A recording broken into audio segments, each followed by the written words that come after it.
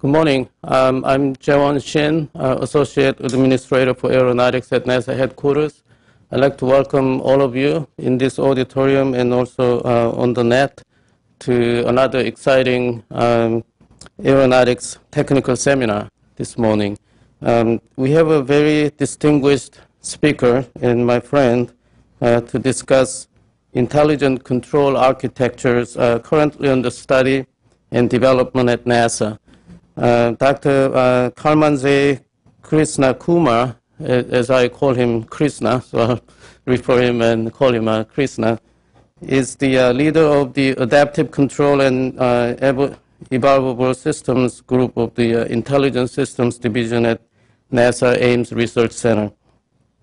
He currently also serves as the principal investigator for the Integrated Resilient Aircraft Control Project within ARMD of the safety program. He joined NASA in June of 2001, and before that he was an associate professor and interim head of aerospace engineering and the director of the Intelligent Control Laboratory at the University of Alabama, Tuscaloosa. Busy guy back then. And I think he's even busier at NASA now. There he gained 12 years of applied and theoretical expertise in automation, modeling, intelligent systems, computing, control, and simulation. And he managed 12 different projects, including data mining, using artificial immune systems for tactics, optimization, autonomous control for space, and artificial intelligence applications for space shuttle anomaly detection. So clearly his field of expertise ranges from aeronautics and space and has all applications. He's been very active in professional society as well. Has several publications in international journals, books, and conference proceedings in the subject of intelligent control. He is the past associate editor of the AIAA Journal of Guidance, Control, and Dynamics, and also past member of AIAA Journal of Aircraft editorial board, and a past chairman of AIAA Technical Committee on Intelligent Systems. He's an associate fellow of AIAA and a recipient of NASA Exceptional Service Medal. Also, Krishna holds a Bachelor of Technology in Aerospace Engineering from Indian Institute of Technology, and he received his doctorate in Electrical and Aerospace Engineering from the University of Alabama. So we look forward to your excellent seminar today. Would you come up and join us?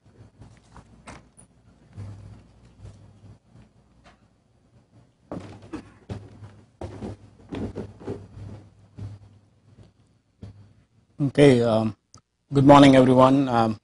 Thanks to Dr. Chen for a nice introduction there. Can we have the first slide, please?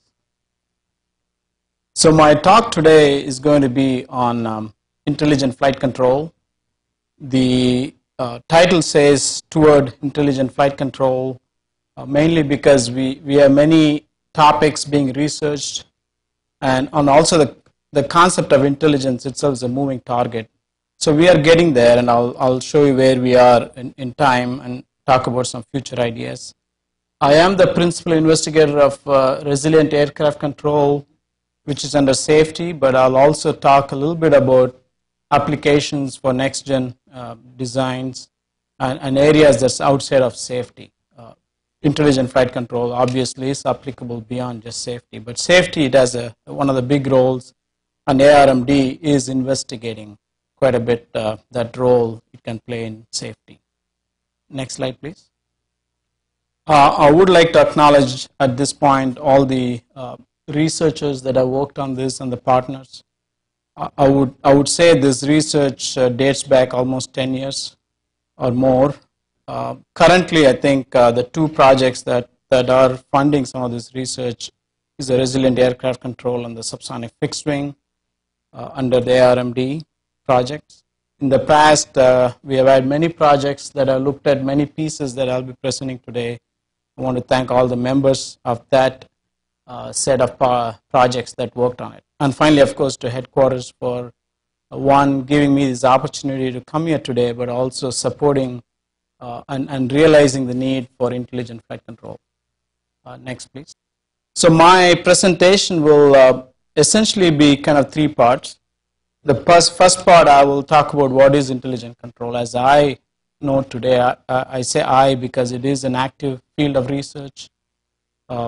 Every day there's some new ideas being pursued. So this is what I know. The second stream will be looking at applications. I have avoided going through details of these applications. Most of them will be architectures that I will present. And people who have enough control background will realize these architectures kind of look similar, but in a more compact sense, different. We will look at safety and NextGen as our main focus.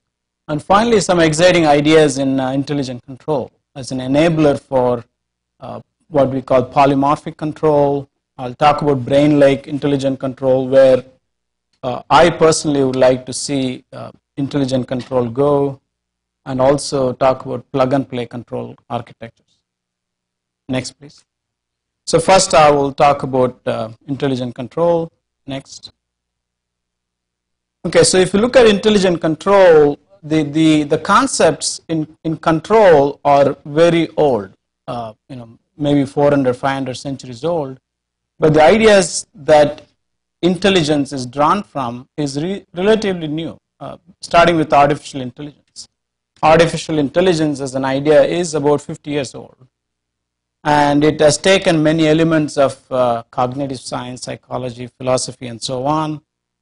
And of course, computer science came along to boost its applicability to many different current engineering systems. And that gave birth to this idea of intelligent systems. So many folks will consider intelligent system as a kind of a rational artificial intelligence, trying to make machines perform better than what they are capable of. Some of the ideas in intelligent systems that are new and not so much in traditional AI is the idea of biological systems, looking at biology as an inspiration, also modeling abilities. Software and hardware revolution that's taken place that's made implementing some of these very complex algorithms much easier. And finally, intelligent control, like I said, does have traditional control features such as robust control, optimal control, but also has brought in some of the new ideas in predictive, adaptive, real-time optimal, and learning and planning down to an implementable level in hardware and in real systems. Next, please.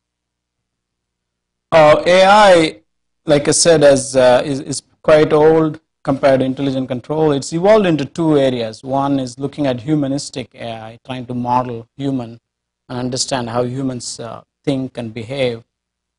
But the one that is closer to an engineering application is the rationalistic AI that is using what we know about intelligence to do the right thing from a machine point of view. Next, please. The quote I like that's shown at the bottom that's more relevant to intelligent systems is the branch of computer science that's concerned with the automation of intelligent behavior. So how do you automate the intelligent behavior as we know it to make the machines better than what they are? Next, please. So towards, using this as the foundation here, I think of intelligent control is an objective to achieve intelligent behavior that enables higher degrees of autonomy.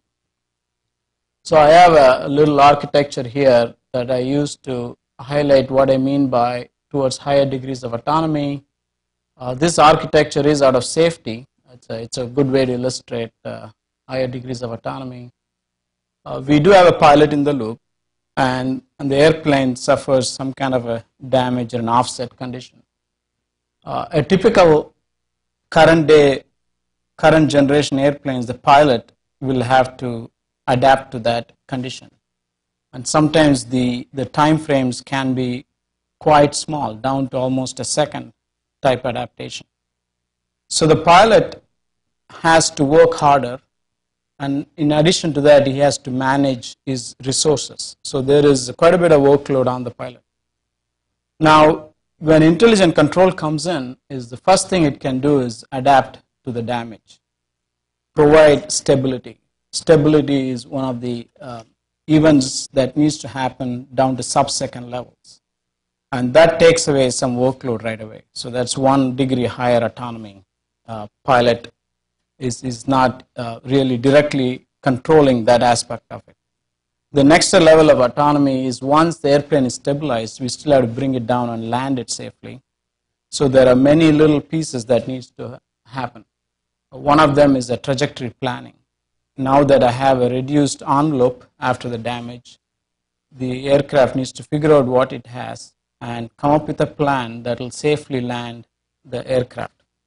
So here is another level of autonomy that's provided to the pilot, and the pilot can then opt to either use it or not use it. And that's the idea of having that variable autonomy as an option to the pilot. So intelligent control, once again, I think of it, the objective is to achieve intelligent behavior that enables higher degrees of autonomy. This may be more relevant to aircraft as a definition, but that's the field that I work in, so it fits well. I will also show you, can you go to the next slide, please? There are other ways to quickly define intelligent control. I'll show you a couple of ways you could do it. These are the ways I've used to communicate.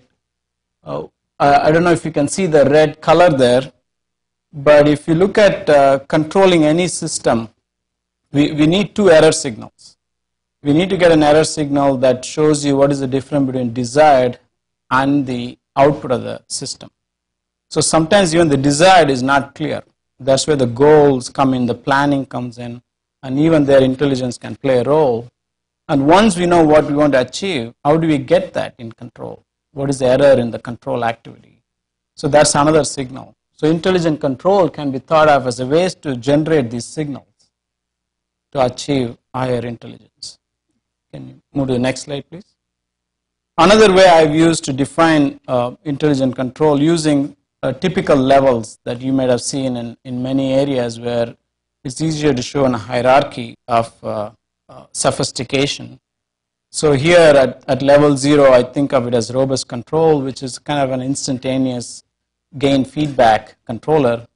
At level 1, you are now adjusting the gains of the feedback to get better adaptation to the current situation. And from level 1 onwards, it's almost happening in real time. That is, it is happening online, it's an error correction, optimality, planning, and so on. So this level you can keep going further down the level or higher up the level to achieve higher intelligence. We have used this hierarchy when we guide our research in intelligent flight control. Next, please. Some of the desired characteristics of intelligent control based on what we know today is the decision making under uncertainty, fault tolerance, learning and adaptation. The 4th bullet is a very interesting concept. It's playing a bigger and bigger role, which is where I think towards the end of the presentation I'll talk about brain-like intelligent control. That's where we want to go, which is real-time and long-term performance optimization. Can I optimize as I'm flying? These are very applicable to even space travel, for example, where if you have onboard capability to sense the trajectory, then you can do long-term optimization. And finally, extrapolated reasoning. Next, please.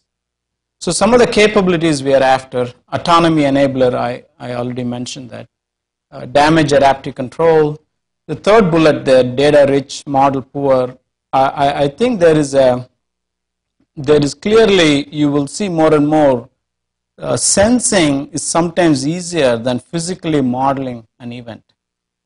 Mainly because the physics is either quite complex or the computing power that you need to model that physics may not be available for real-time applications, for example.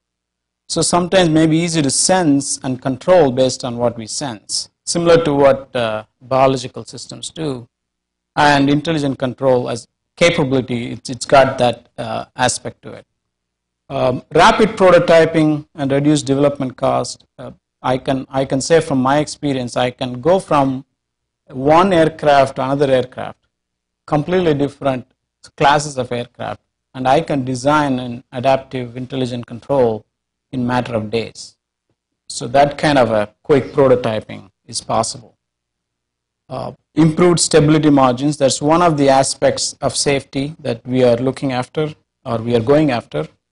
And I'll talk about plug and play and reusability. Next slide, please.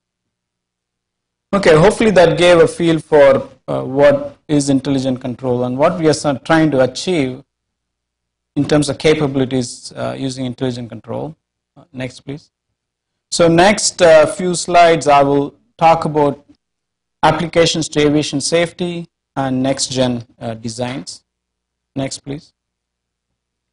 So if you look at safety, aviation safety, of course, has many requirements. Control is one piece of that solution. But in terms of control, what are we seeking? Our capabilities we are looking for is, if one word I have to say it is safe landing. Kind of bring it down and land it safely. But to achieve that, we need to first understand stability, because that's the first thing that needs to happen. I should be able to recover from loss of control, in the sense, understand how to maneuver the aircraft, and at the same time provide handling qualities that are consistent with what the pilot expects, so that there is no confusion while doing all of this to the pilot. Next, please. Motivation is simple. I have shown 3 pictures here, but you can get many pictures out of the web of incidents and accidents that have led to the desire to help the pilot. These are, fortunately, 2 of these, the pilots have survived and brought down the aircraft quite well, because they had the time and they had the experience to do it. The third one, the tail damage one, did not survive. The essence here is to understand that pilots who are trained can bring down most of these incidents, but there is no real ability to train for all types of incidents that might happen. And the other aspect to safety is that many of these aircraft are built with redundant controllability, and we want to exploit that. So hopefully in the next few slides I will highlight how we can exploit that. Next slide, please. Okay, here is an example scenario. I know you cannot read that 1 through 6, but I will take you through. So there is an event, that's 1, that takes place. First thing you do is number 2, which is stabilize the vehicle. Number 3 is you perform a quick assessment of what is available. So this is similar to what you may do if you get hurt, for example. The first thing is you isolate. You don't want to use that arm because something went wrong. That's the first thing you do. That's similar to stabilizing. The second thing you do is assessment. What is wrong with it? And the third and number 4 in this is to come up with what we call flyable trajectories.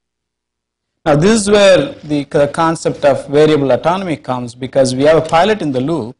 So we want to provide the pilot an option of choosing. So here I've given 2 choices, 5 and 6. Later on I'll show you an actual experimental data where 5 assumes a restricted set of envelope and 6 assumes a little relaxed, a bit higher risk but more flyable trajectory. So the pilot can choose it.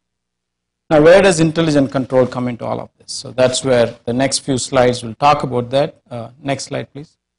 So here is an architecture we are going after in safety. We have several blocks in here. This is a typical control architecture.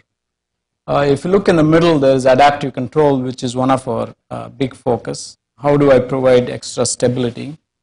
But there are also questions like, can I use the engine as an extra effector?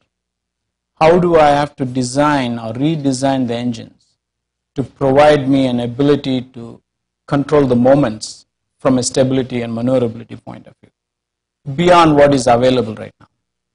And you see at the big block, which is all of the planning functions. I need to be able to do guidance, emergency planning, trajectory planning, and so on. So next, please.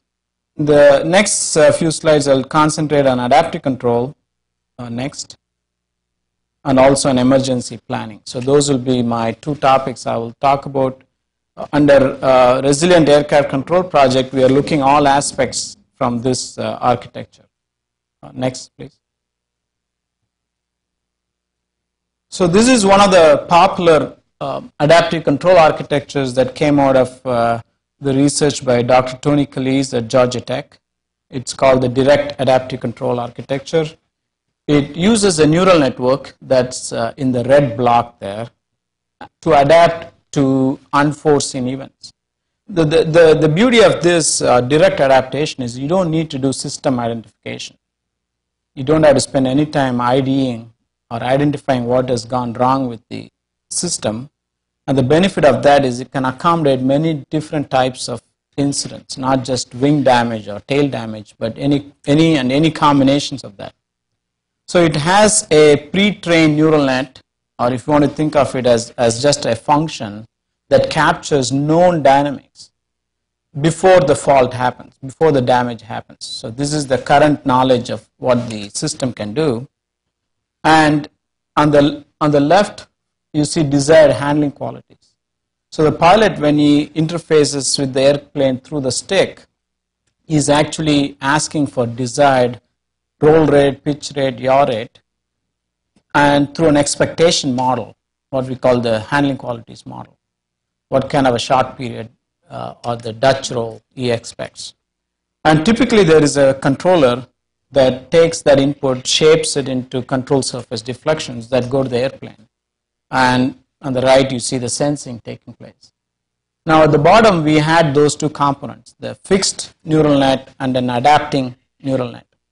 Neural networks were used because they have their own nice features. I don't have time to go through that, but you can also use any parameterized function instead of neural networks. Now, what we have done so far under the current safety project and previous projects is we have researched this architecture quite a bit. So some of the results I'll show you today include flight test results that were done at NASA Dryden, and some of the simulation work that was done at NASA Ames and Langley. Now, let's move on to the next slide, please. So if you look at the flight test results that were done so far, it uses an F-15 currently available at NASA Dryden. But the nice thing about using an F-15, it's immediate to think of F-15 as not being very relevant to transport aircraft, but the beauty of an F-15 is you can take it to the edge and knowing very well that it's got the performance to come back. So you can experiment with a high performance aircraft, all of the features that you're looking for much more safely, since we are pilot in the loop, much more safely than you could with the actual transport aircraft. So the F-15, the modified F-15 that's available at Dryden has two canard surfaces. Those are the two surfaces in the front. Those are scheduled as a function of angle of attack. So we can actually modify the scheduling to create instability in the system. So that's what we did. We took the multiplier that multiplies with angle of attack to the canard surface and messed with it, changed it to make it unstable. And what I'll show you is the video first, and then I'll show you a set of data. In the video we have basically a short one where you will hear the pilot actually talk through what he's doing. As a quick preview, I would say that the first you will see is flying with no adaptation, in other words, no neural networks. And in the second phase, he's flying with neural networks or with adaptation. And you will see through his commentary what he thinks about the handling qualities. So this video will highlight the handling qualities of the pilot. And then I will show you a set of data that highlight the stability as control engineers would like to see. So it captures both the pilot in the loop effect of adaptation and the stability. Now I do want to point out there's a temptation to say we could do a lot of this experimentation with unmanned systems, and that's true, we can do a lot of it. But when there is a pilot in the loop, it completely changes everything, because now we are talking about a realm we are getting into where there are two systems adapting, the pilot and the software. So that interaction is poorly understood, and we, through experimentation, we figured out even we don't fully understand it. And pilot-induced oscillation is one of those events that are not desired, and that's the thing we want to avoid when we have both the computer and the pilot adapting. So with that, let's move on to the video, please, and I'll keep quiet through the video. For failure? Here comes the failure. Okay, failure's in. Just right at the edge of desired tolerances there, so we made it still. One more, a little bit aggressive. Same thing, right on the edge. I'm overshooting a little bit from where I want to be. Still making desired tolerances. Here comes one aggressive one. Okay, a little bit light in the seat. Here comes the failure. Okay, a little pitch up there. No PIO tendency, and just stopped it right in the middle of the position where I wanted to. Let's do a high to low here.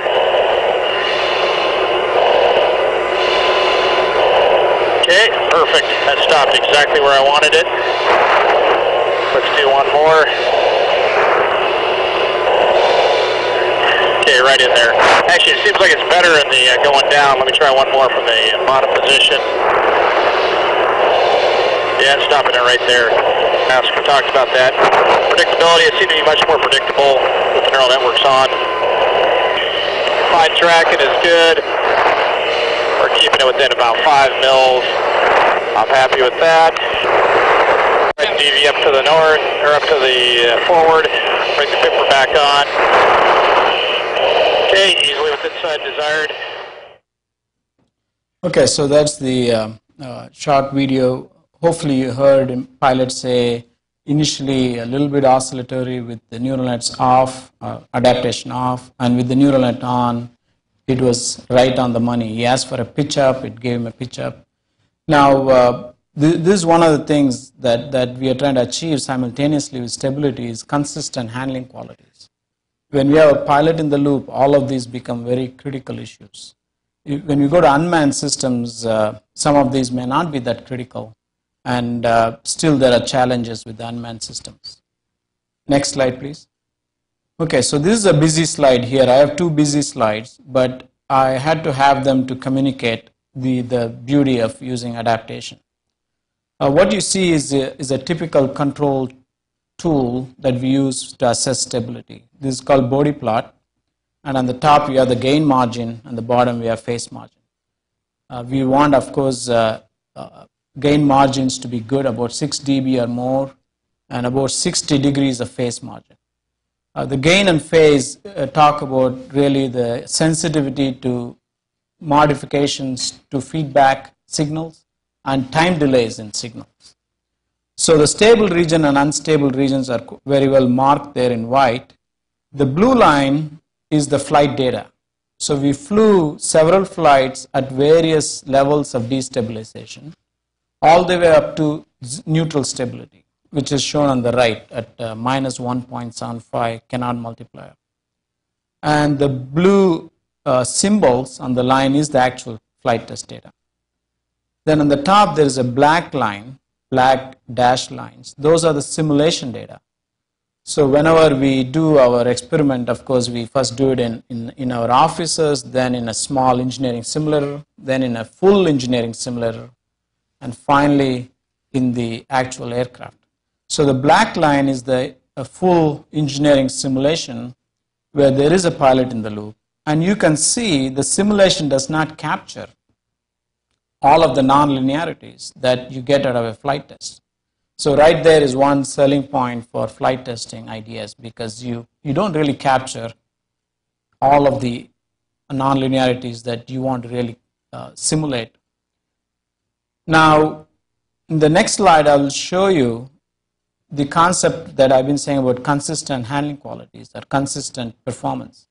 You will see how when we have a neural net adaptation on, by the way, this is without neural net adaptation. So when I turn the neural net back on, both simulation and flight tests will look very similar. So can we go to the next slide, please? So here is, there are two pieces of information here. One is, by turning the adaptation on, simulation and flight tests behave the same. And the reason for that is the adaptation. It's adapting, making the simulator behave like the real airplane by adapting the handling qualities model, because the neural net is able to absorb all the non-linearities. And the other thing I want to point out here is you can see the best place to see it is at the rightmost. We have gotten back the 6 dB. Before, in the previous slide, we had 0 dB at the extreme right. Now I have minus 6 dB. So by turning the adaptation on, I got back the stability that I was hoping for. So this is something that is a big selling point for adaptation. You can gain back the stability that you lose by having damaged situation. Can you go to the next slide, please? Okay, so we so far talked about the role of adaptive control of providing increased stability. But like I said, stability alone doesn't do it. You have to safely land the airplane, which means I should be able to identify what I have and come up with a plan to bring the airplane down. So towards this, we have been working on some other technology highlighted in red, the adaptive flight planner, for example. It's adaptive in the sense it is constantly and consistently gets envelope constraints fed into it, and it does real-time planning. So typical planning software, for example, the ones used for Mars applications, they are not truly real-time in the sense there are humans on Earth that change the plan based on feedback. But here it's done on the fly. It gets input from the software and changes the plan. The other nice thing about this approach is you can come up with what-if scenarios. So let's go to the next slide, please. So here are two examples. So on the left, we have a 15-degree rudder jam that just happened, and the model estimates that the best I can do is make only right turns. Safest thing is to do, make a right turn, and you can still land at the final landing area that's shown. Or you can relax it a little bit and come up with a better manageable path shown on the right. So the pilot could be given these two options, or maybe 4 or 5 options. And once you're stable, now you have time to react to these options.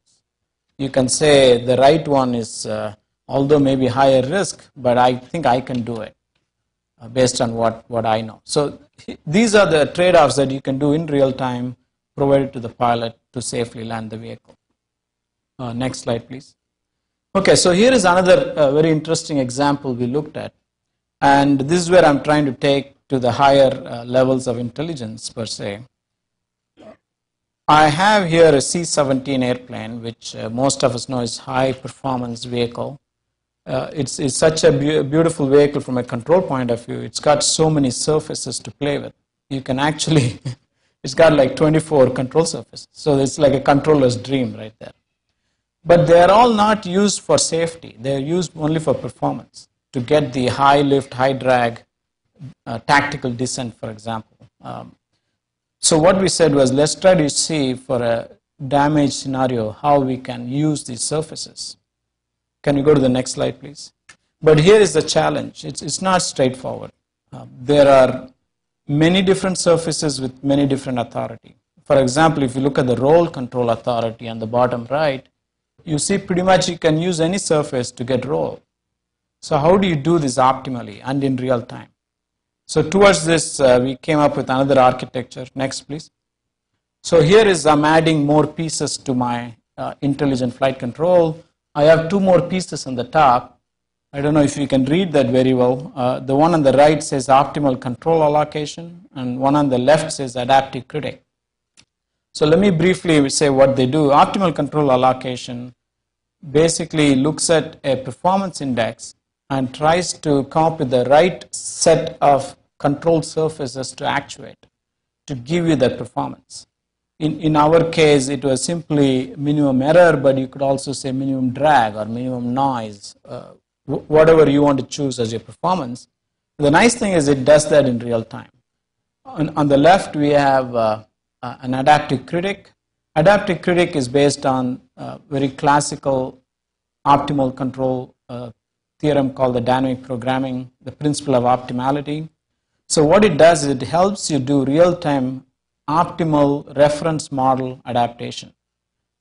In C17, we realized very quickly that although it is highly controllable, the reference model, that is the handling qualities model, is unachievable because of the surface constraints we have. So we can actually tone it down a little bit, but how do you do that cleverly? And that's where adaptive critics come. Can you go to the next slide, please? I don't have too many charts. I just have one chart, and I know it looks kind of busy, a little fuzzy too, because this was done like 4 or 5 years ago. But what it shows is we flew several flights in simulation. This shows one of them. And you can see where the aircraft is making a rapid descent. So on the left axis, you have the altitude, and on the x-axis, you have time to touch, distance to touchdown. So at about 20,000 feet, the stabilator fails, one of the stabilators. And a little later time, elevator fails. And a little later time, the rudder fails. A little later time, aileron fails, and so on. All the way down to one engine failing. So this is all happening on one side of the airplane, the assumption being some kind of a hydraulic leak has taken place and series of failures. Now, what was the beauty was, I don't have a video that captures this, but the pilot really didn't feel a thing because it's highly controllable. So the intelligent flight control figured out the right settings to give him to keep the stability going, and he could land it all the way down. I do have a video that I'll run in a minute that showcases only one thing. It shows a tail failure. By that I mean all the control surfaces in a tail fail. In a typical transport aircraft, that is a disaster. You can no longer have pitch control or yaw control. But here, you'll see that at least from the little video I have, basically nothing changes. The tail fails and you can still fly the airplane. That was the beauty of C17. Now, one other thing I want to add here is that when we did all of this, we realized very quickly that we did not fully understand the structural constraints. When we do move secondary control surfaces, we don't know what the effect of the aeroelastic behavior will be. So that's one other research area of study that we are pursuing under resilient aircraft control. Can we roll the video, please?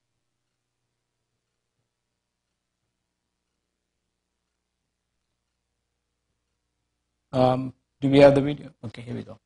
So it's a C17 simulated, it's got its own stability augmentation system engaged under adaptive control, and you have a tail failure, and it pretty much flies. If there is a tail failure at this point, it will dive to the ocean without adaptation because you have no other surfaces to control.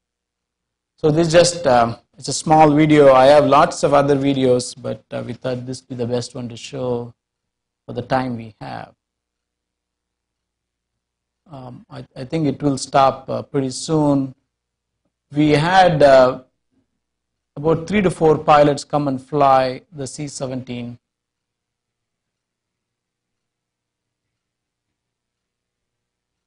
If you recognize, there's a San Francisco airport being simulated.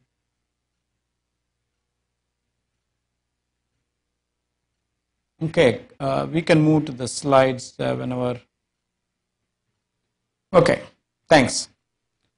The next slide, please. Okay, so what are the aviation safety challenges? We have plenty of challenges. Number one challenge, of course, is the idea of getting it into the real aircraft or the real fleet of aircraft. For that, we feel there needs to be some metrics. I know stability is a good metric, but adaptive control, being adaptive control, do the traditional metrics like transient steady state, rise time, settle time, and so on, are those sufficient? Do we really understand, while adaptation, what happens to the actual software? So there are some metrics needed, and we should be able to show that if you define a metric, I can consistently, 100% of the time, do the same thing for repeatability. So that's where the stability and performance guarantees come. We also have challenges in integrated flight and propulsion control. How do I design the next generation engines that will give you the ability to control yaw, pitch, and roll? Verification and validation is a big problem. Verification, especially since the software is quite complex. How do we do that? I have the last three bullets are more towards how do we flight test this. I have manned, I can use manned system versus unmanned. Unmanned is cheaper, but we don't learn the whole story. We need manned systems and they're expensive. Subscale versus full scale. So there are challenges there. Right now at NASA Langley, we are looking at subscale models that have been balanced. They have the inertia balance, so we can learn a bit more than cheap off-the-shelf subscale models. And finally, can we use the next-gen designs like the blended wing body to look at safety issues? Or is that too much to ask for since they are only conceptual designs? Should we wait for them to be more solid designs before we try it? So there are many challenges when it comes to validation. Next slide, please. Okay, in the next few minutes, I will talk about how intelligent control can play a big role in next-gen designs. We will look at three ideas. The capabilities we are after are listed here: rapid prototyping, database was physics-based, integrated flight and propulsion control, increased autonomy for certain applications, enabler for increased performance. A colleague of mine kept saying it's like the 3M commercials. Like the way they say, we don't do anything, but we do everything better. So you give an airplane, we'll make it fly better. You give an airplane, we make it safer. So intelligent flight control doesn't really directly feed into the design itself. It could, but most of our challenges are once an airplane is given, how do you make it better, more efficient, more safe? And finally, consistent handling qualities. Next slide, please. Okay, so I'll talk about three applications. One is in intelligent engine control. The other one is in the cruise efficient short takeoff and landing. And the last one is in payload directed flight. Next, please. Okay, here is a challenge that we looked at, which is, I think, very applicable to next gen as we talk about fuel efficient engines.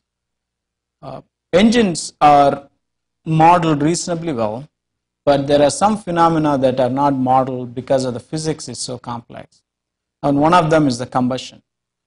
Combustion is a highly inherently unstable pressure fluctuations and a noisy system. So if you try to run the combustion lean, this instability will blow the flame off, and that's not good. So to keep the flame going, they run it rich, and that is not fuel efficient. So if I can provide stability via control, then I can run it leaner and get better fuel efficiency. But to do that, we don't have good models of the combustor itself. So how do you actually go about coming up with a control algorithm that will work well for such a situation? So here is where another intelligent control approach comes in, called predictive control. At the bottom you see a set of arrows there. What it's trying to tell you is that if you give me a collection of past outputs and the present output and past inputs, then I can predict the future up to some horizon. So theoretically, given how much you give me in the past, I can predict so much in the future. So once I can predict, I can use that to control the engine for the future. So this is called the predictive optimal control. Can you go to the next slide, please? So here is a simple architecture that we used. There's a red block there.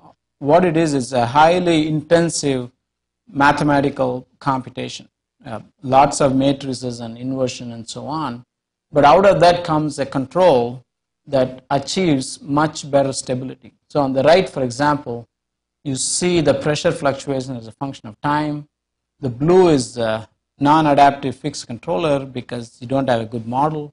But the red one, it takes a little bit of time till the data is accumulated, then it adapts and just completely stabilizes the pressure fluctuations. So that's a good example of how you could use data versus model in areas where it is difficult to come up with models. Next slide, please. The next application is something being pursued right now under subsonic fixed wing project. The cruise efficient short takeoff and landing is a conceptual vehicle. It's got many options in terms of how do you generate the extra lift using engine blowing the air from the engine. And all of these are, the actual physics is being studied in wind tunnels and so on. It is quite an intensive effort to understand the designs from the physics point of view. So one aspect that we thought of was, can I do this without a good physics model? So going back to the same data versus physics. If I can sense what the airplane is doing, can I use that to control with limited physics-based models? Some of the control challenges are listed here. There's a strong engine aerodynamic coupling in C-stall vehicles. There's plenty of control redundancy. Not all for safety or performance. They're used for simply to provide the extra lift, but can we use that for control? The transition to and from backside of the power curve to the front side, because this cruise efficient short takeoff are meant for smaller runways, which means you have to fly slower as you come down to approach. And how do you achieve that, and how do you provide the safety and performance for that? Next slide, please. So very quickly, this is the architecture we are looking at. Everything that you see red are what we consider intelligent flight control. We have an adaptive inner loop. We have an intelligent control allocator. And we have that big chunk there called the database predictive control, where all of our predictive algorithms will go in to predict the flight since we don't have good models for the aircraft. So we have been working with a couple of industries looking at future next generation designs here and how we can simulate and test these ideas. Next slide, please. This is one of the, I would say, applications for the unmanned systems. Like I said earlier, intelligent control for unmanned systems, you can really think very differently from manned systems. All of a sudden, you can open it up and think of new ideas. So here, the whole concept, I think, can be better explained in the next slide. But before we move on, the dashed line there is the payload directed flight block. So that's the research. How do we come up with that? So to explain that, let me go to the next slide, please. Okay, here's an example mission.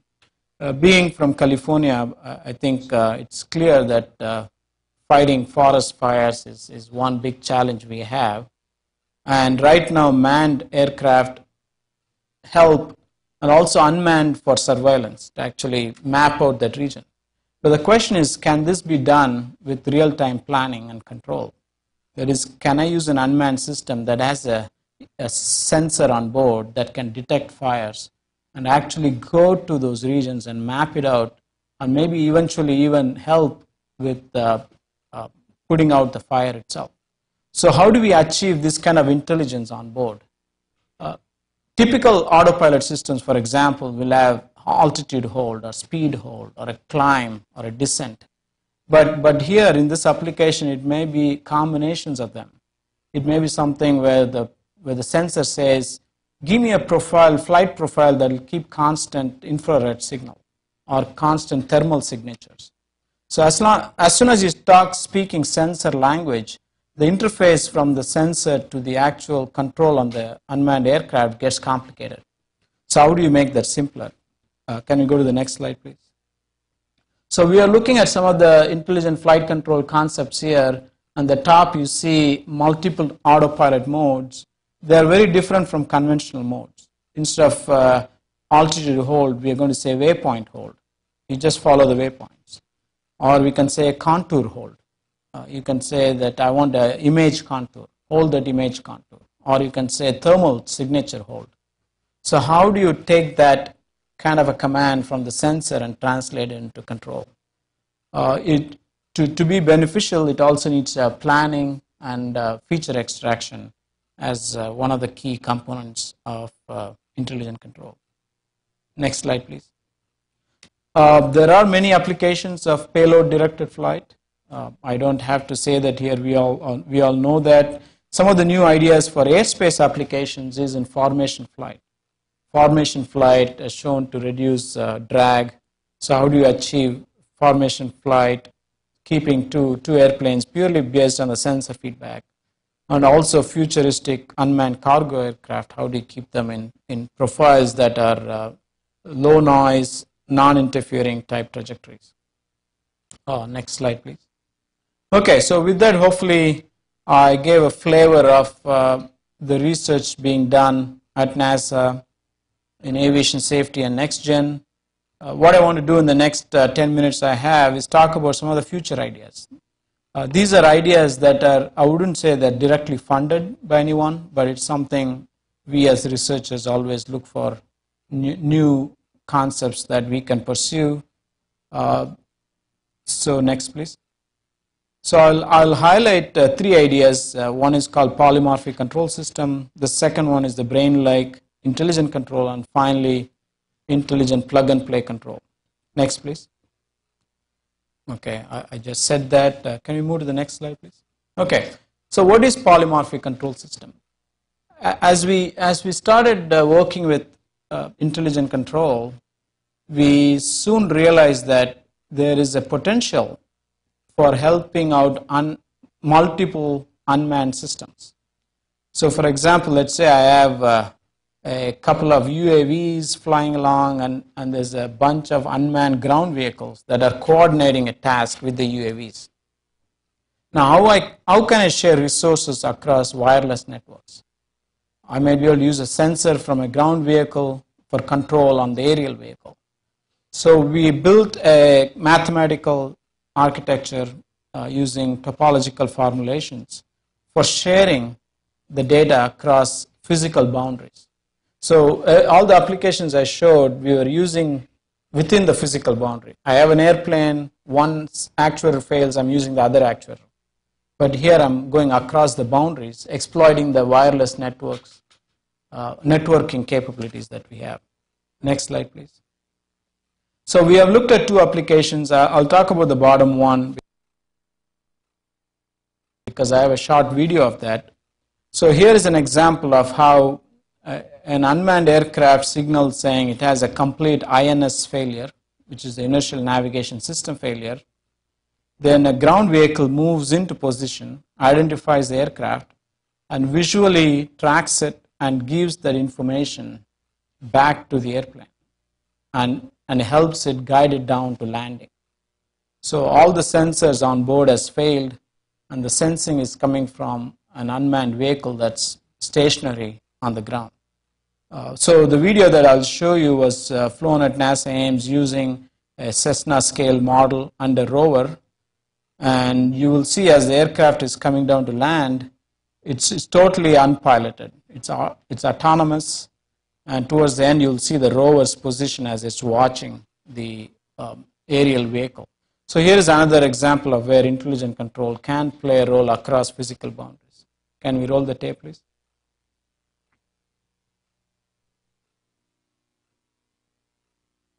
Okay, so that's the UAV. It now signals to the rover that something has gone wrong. It's got a failure. And from now on, the rover actually guides it all the way down to flare and touchdown. I was told that one of the uniqueness of this is it actually flares, as you saw there. Typical autonomous flight down to earth don't flare. They just come. It's a crash, almost a crash landing. So hopefully you got to see the rover as it went by. It's a little rover that was sitting on the side. Okay, so we have done interesting experiments. Again, these are kind of unfunded, so not real good videos here to show you. Can we move to the next slide, please? Okay, so this I think is the kind of the exciting, the future of intelligent control. If you look at the brain statistics, just the numbers of what we have, 10 to the power 13 neurons. That's 1 million trillion number of neurons. And if you assume these connections are storage, part of the storage, we have something like 10 to the power 15 bits of data that we store. Another thing we know about brain characteristics is it's a complex system that works. We know that we do optimization over time. We are always planning ahead. We have emotional or secondary reinforcement. And we have an action corresponding control component. And we also have an expectation system. So the question is, how do you take these concepts and try to build a machine that can move towards brain-like intelligent control? One thing we are going to see right away is that if I'm going to have that much capacity, it has to be modular. So neural networks is one way to do it. I repeat the neurons. I can test one neuron and then say I have billions of neurons working the same way. So verification becomes easier. But I can also capture complex models via learning. So there's no way I can sit and program a 1 trillion memory in a hardware. I have to do online learning. So I have neural networks and online learning, and I have ability to capture the optimization over time, the predictability, and the secondary reinforcement. So can you move to the next slide, please? So here is an architecture. In a very simplistic way, buried under that is a bunch of equations and neural networks. And these have not been proven to do much else. I mean, so far, people are researching that, and we are looking into that too. So what it has is a 3-component box here. So the one on the right in green is a bunch of neural networks that capture the performance over time. And the blue one is the prediction model. So a bunch of neural networks that sits and predicts, models the future times. And then we have a controller. And at the bottom, I've shown you how, in a cartoonish way, how you can adapt the controller online by using some ideas from optimal control. Can you go to the next slide, please? So here is something, if you actually open it up, it may look somewhat like this, that I'm using systems from TF minus delta T to predict TI and down to the current time T and future times. So this can very quickly unravel into something complicated. So what we are looking at in a very minimal way is how do we come up with, in the simplistic way, maybe a 3-neuron architecture that can do control, prediction, and reinforcement, and then multiply it several million times to get the power of brain-like intelligent control. Some of the applications that we have talked about in the past, for example, low thrust trajectories. If I can have spacecraft self-locate itself, instead of using the deep space network, then I can come up with trajectories that are self-correcting itself. And since we are talking about now months of travel, you need to have brain-like intelligent control for long-term optimization and control. So how do we achieve that? Through intelligence or intelligent control. Next slide, please. So the final idea that we have pursued, and I think it's got potential use going into the future. One of the aspects of any complex software is verification. Verification cost is skyrocketing because every line of software adds to verification cost. So there is a desire to do some of this in hardware. So when we say hardware, can I come up with a verified hardware that I can use on any system? So that was the question. Can I take a hardware, a control hardware that works on an airplane and put it on a rover? Will it work? So we took this concept and actually applied it to different systems. Let me show you that next. Can you go next slide, please? So here is conceptually what we can have. On the right side is a platform. On the left side is a hardware. They do a handshake. and pick the right control block to run the controller. Can you go to the next slide, please? Again, this kind of highlights the benefits of going plug-and-play control. We did a study, actually SRS Technologies, I think they're called Mantech Systems now. They did a study for us looking at adaptive control, just adaptive control, how much cost savings there could be. And they found through quantitative study that compared with traditional gain scheduling, you can save 23% of the cost right there for avionics software. So our push is that if you really go down to the repeatable, reconfigurable hardware, then we could save a lot more money, and mainly from software development, but also in verification costs. Next slide, please. So I'll show you very quickly 4 applications, and the only thing I'm trying to motivate here is the architecture really doesn't change much. When I go from an aircraft to an unmanned aircraft to a ground vehicle to a space application. So it is there. I mean, we have the tools there. We just have to make it happen. Can you go, please? Next slide, please. Okay, so here is concentrate on the IP and PC block there. It looks the same from this slide to the next slide to the next slide. Next slide, please. And these are all examples that we actually did. So these are not just conceptual architectures, but we actually have used this. So here is one for unmanned application for, we were looking at a Mars application at that time. And we can use the same architecture, the inner loop. The outer box has changed. So the majority of that stays the same. Next slide, please. And we use that for a rover control. We showed steering control, you can do that. Next slide, please. And we did that for docking. So we showed 4 very different classes of applications, and showed that you can have plug-and-play capability in the areas that we have looked at. Next slide, please. Okay, so this brings me to the last slide of the talk. Hopefully I gave you a flavor of what we are pursuing under aeronautics from safety and next-gen point of view, and also some of the ideas that are out there, future ideas that we are getting into in a small way to understand the capabilities of intelligent flight control. But we do have a lot more challenges. I listed them here. Some are obvious, for example, control objectives. Yeah, we have to worry about stability. How do you quantify stability, transient performance, and so on? What do you mean by autonomy, from a full autonomy to variable autonomy? What role do they play? There have been lots of talk about bio-inspired systems. Bio-inspired systems are good in many ways, but they bring their own challenges. Sometimes I feel they may be a little distraction. Just because it works well in biology, that doesn't mean it's going to be the right solution for us. So that's a challenge when people come up with new ideas that are bio-inspired. I think software V&V is a big puzzle.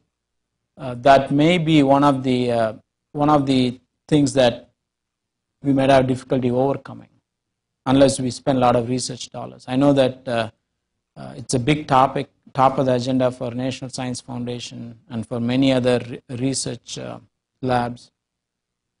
And finally, brain-like intelligent control is an open research issue, lots to be done there. And I think a lot of benefits will come out of that. With that, next slide, please.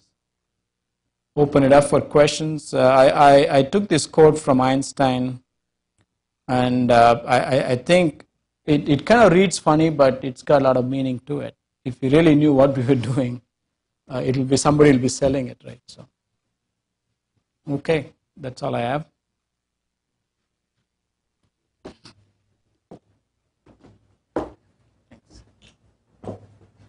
Good afternoon. I'm Beth Dickey with NASA Headquarters Public Affairs, and I'll be moderating our question and answer session this afternoon. I'd like to ask you please to wait for the microphone and then give your name before you ask your question. Let's start here at headquarters. Administrator Griffin. Thanks. That was very interesting. A long time ago in a galaxy far away, my PhD minor was in controls. Oh, wonderful. So I had some interest in all this.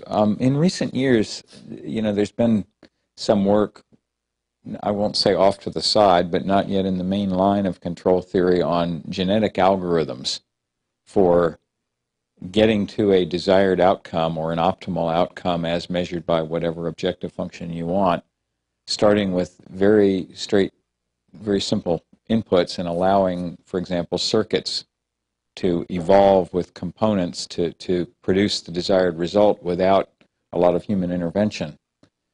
Have you thought about, it occurs to me that a way that a human being learns to fly is you're trying to make the airplane do what you want it to do, and you wiggle the controls around until you see outcomes that it's very like a genetic algorithm.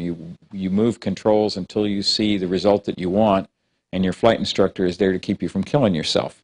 Have you thought about adapting some of the genetic algorithm work to adaptive control or intelligent control in the sense that you're doing it?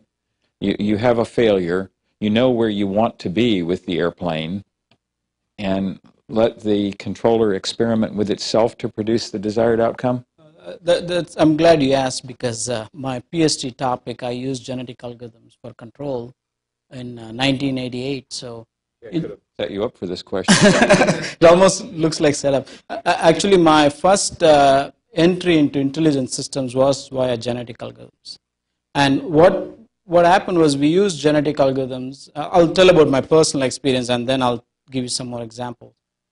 What happened was genetic algorithms are intensive both from a computational point of view, but also information point of view.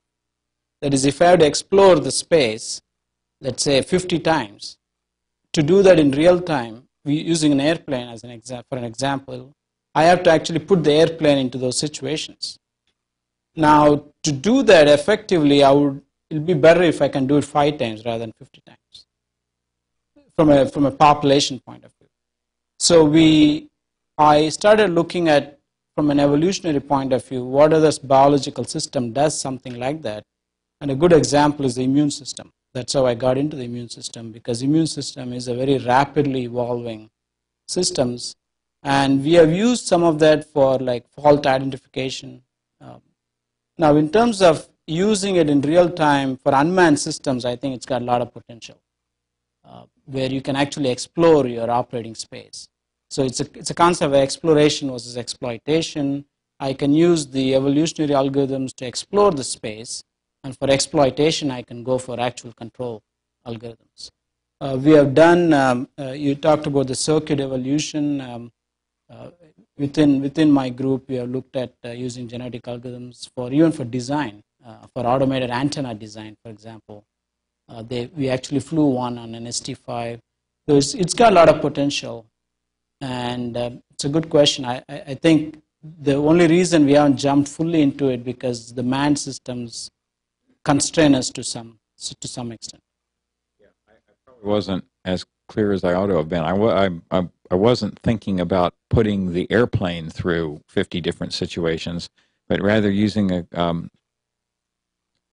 mathematical model of the airplane and put that through offline. Yeah.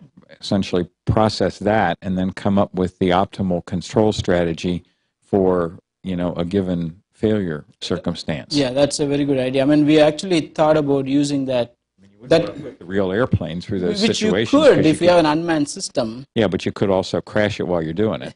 Yeah. Yeah.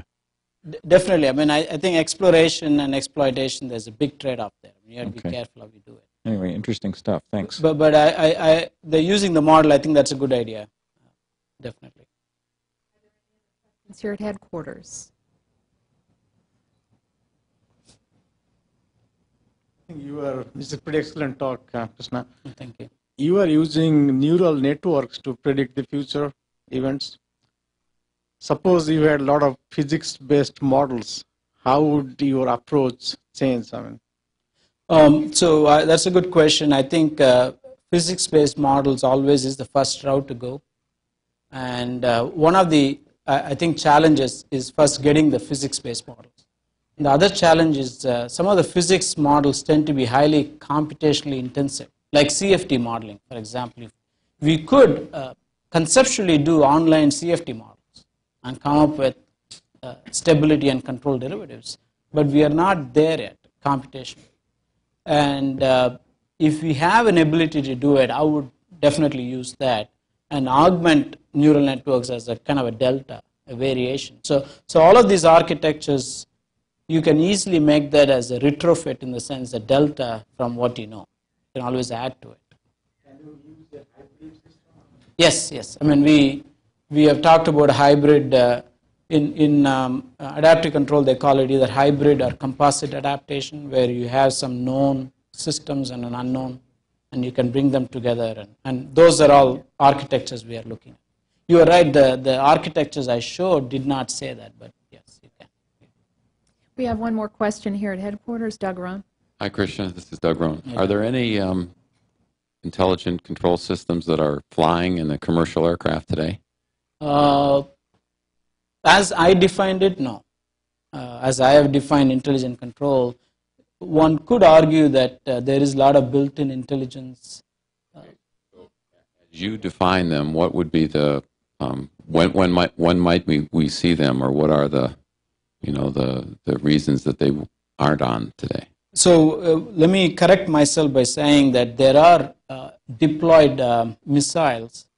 The JDAM missile is a good example, which is adaptive control, uses adaptive control. So there are flying vehicles that use it, but manned systems, there is none. So what is the constraint? I think constraint is verification and requirements. So there is a workshop coming up where we are trying to lay out requirements for certifying adaptive control. First, from NASA point of view, I mean, if we are going to put adaptive control on space systems, like maybe the next generation space vehicles, what are the requirements?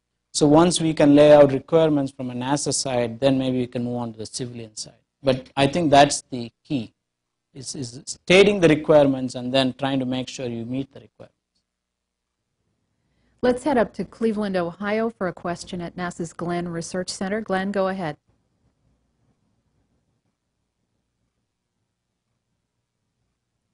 Glenn, can you hear us? Hi, yes. What kind of work is being done for intelligent stall recovery? Could you repeat the question, please? We only got about half of it.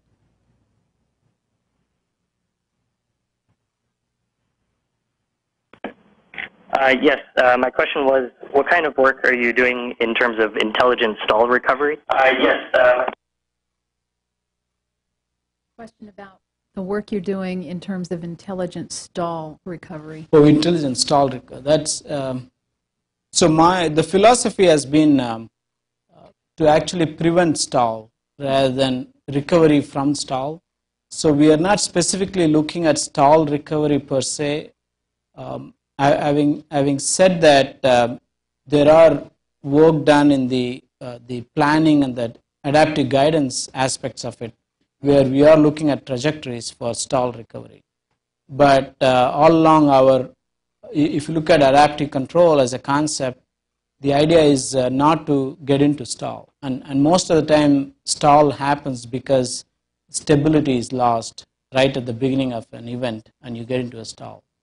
So I don't know if I answered your question, but no specific intelligent control method is being pursued for stall recovery, but we are looking at guidance trajectories that will get us out of a stall recovery.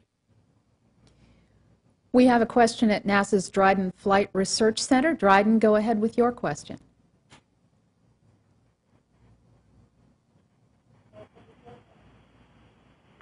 Thanks for the presentation. This is Jonathan Pickerel at Dryden. You've already briefly mentioned this. So my question is, for flight control, is the future of flight control for adaptive and optimal control? Do you see a limitation in the current and in the future computing capability that we have on aircraft?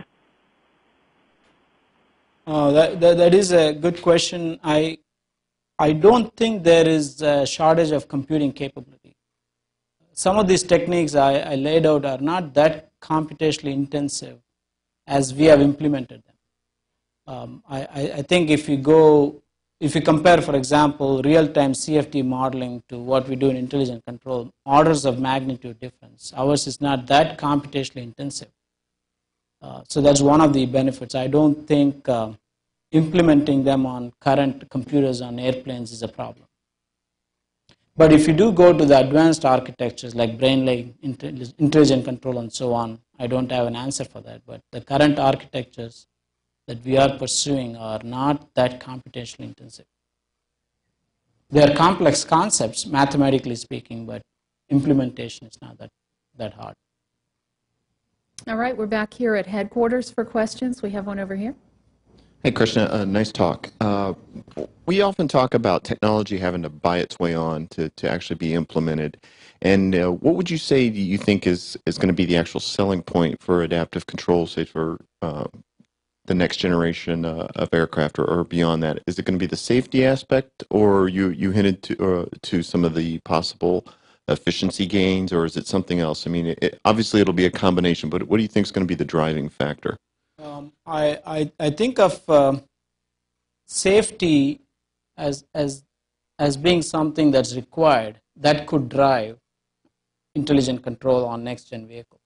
That is, if FAA dictated a level of safety that could be achieved very easily with adaptive control, then that will easily buy itself on an airplane.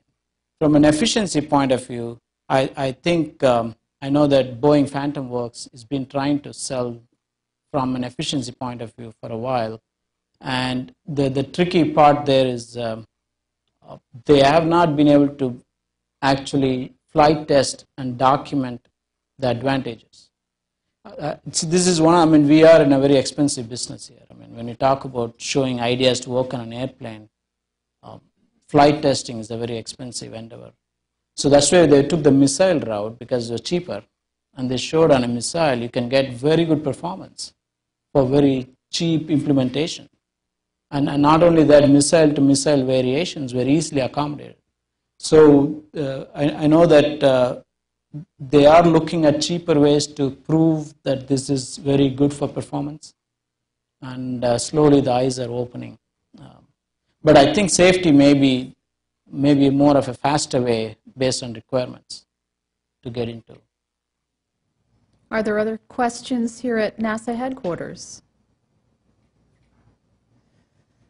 We do have one or two questions that have been mailed in to us. I'm interested in learning a little bit more about the impediments to adaptive control on production aircraft. You mentioned that computer capability might not be one of them. Are there others? Right now, I think we don't understand the requirements. So when we have one of the challenging research that's being pursued simultaneously by many of our academic partners and by industry and by us is this idea of while you adapt, how can you quantify what the controller is doing? The data I showed about stability, the gain margin, phase margin is after adaptation. That we understand. But there is a fear going from non-adaptive to fully adaptive, the transition. What are the requirements for its behavior? It's when you think of intelligence, I think putting requirements is what is going to buy its way into any kind of deployed application. And what are those requirements? I think that's the unknown right now, and that's what we are pursuing. And we hope that once we have a set of requirements that are bounded, and then we can go and showcase that, then I think governing bodies like FAA will have to step in and fine-tune that and help us get on the aircraft. And one other emailed question. You touched on this a bit in your talk about the role of intelligent flight control for space exploration. Can you expound on that a bit? So the current applications that are deployed on, for example, the Mars landers, is the planning software. But from what I understand, all of that planning is done on Earth, mainly because the spacecraft still communicates with Earth for all its cycle. So the data comes back to Earth, and the planning software is used by humans on Earth to send commands back to the Mars lander. But the technology itself can work in real time if we can sense and act. There's been studies done, what they call a single instrument placement study at NASA Ames, where if you can sense and act without closing the loop with Earth, what kind of benefits you can get. And they've shown tremendous amount of benefits in terms of number of experiments you can do in a given day. And they've been pushed towards using real-time planning. So from the planning end, there's already research done and systems that are ready to go. From a control side, I think the one way we are trying to get control into space applications is via safety first. We are talking to the Ares project, talking about adaptive control as a way to implement a safer trajectory if needed. We are also trying to sell optimal, real-time optimal control as potentially for the future of spaceflight. So I would say currently, as far as I understand, intelligent flight control is not in any deployed space systems. All right, thank you very much. That will conclude our briefing for today. For more information on the activities of the Aeronautics Research Mission Directorate and to view this talk a bit later on the web, go to our website www.aeronautics.nasa.gov. Thank you very much.